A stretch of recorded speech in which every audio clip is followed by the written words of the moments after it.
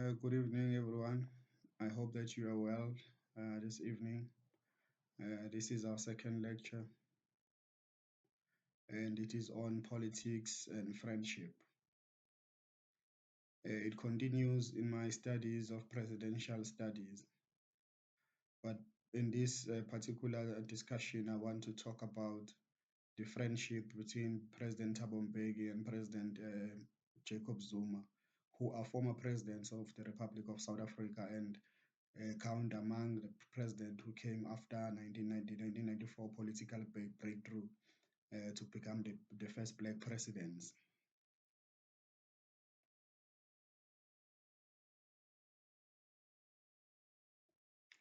Of course, I would like to talk about the limitations of presidential studies themselves, because by focusing on the presidents, maybe we neglect to look at the legislature or to look at the judiciary or to look at the municipalities or the various government departments.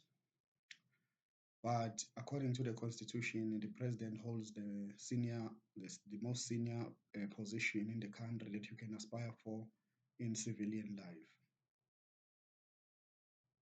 So that is why it is important to study the sought after office or chair of the presidency.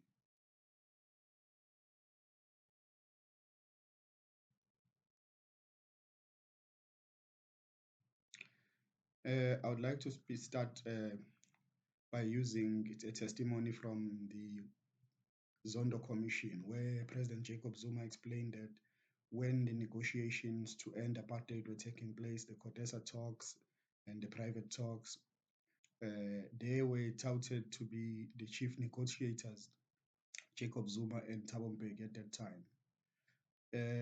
But when they were in London, they watched the BBC News and they found that Cyril Ramaphosa had been nominated as the chief negotiator by President Mandela. So they were out as the chief negotiators at that time.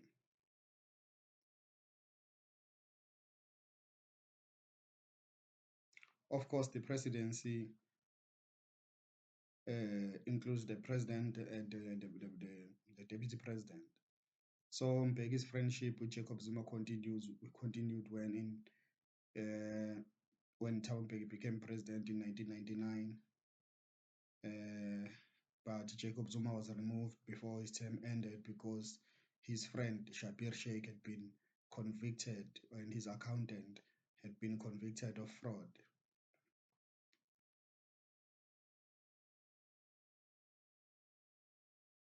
Of course, President Mbeki took a decision to remove President Jacob Zuma as the deputy president to say he must focus on his legal battles. But President Zuma was not happy with that decision because it had not been taken by the ANC.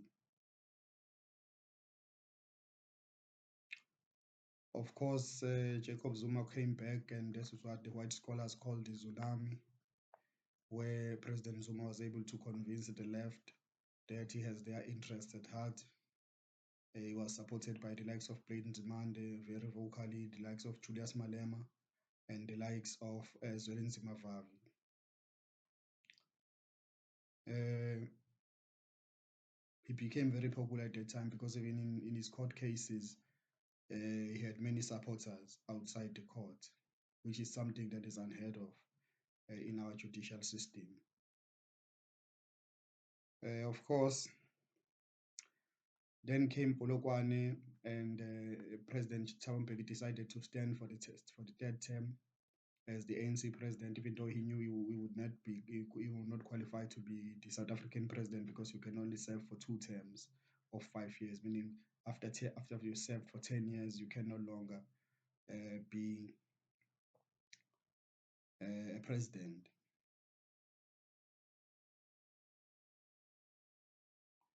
The President Zuma won in Polokwane, defeating Thabo Mbeki through a democratic process, and then that was the change of, of the politics of the ANC. So the battle for the soul of the ANC, which Gumet was writing about at that time, had been won by Jacob Zuma and his supporters from the left. But of course, the miners of Marikana were shot under the presidency of Jacob Zuma, which means now if you are a trade unionist, you ask yourself, if we are supporting this person on the or this party or this state, then why are miners short for just demanding a living wage of 14,500 rands a month?